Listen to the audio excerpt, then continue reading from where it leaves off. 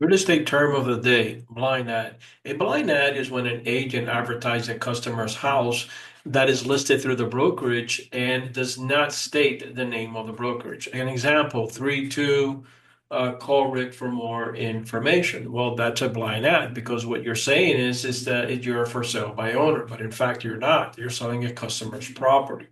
What you should do is you have to put 3-2, call Rick Suarez, because you have to put the last name, the first name, it doesn't really matter.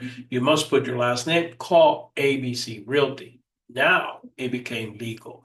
That's the way you advertise a customer's house. Any other way is considered a blind ad, and it is illegal under the state of Florida. For more tips and tricks, please visit my website. And if you want to schedule a one-on-one training session with me for the state or the state sales or brokers, please go to my website and go ahead and schedule a time and date. Many blessings to you.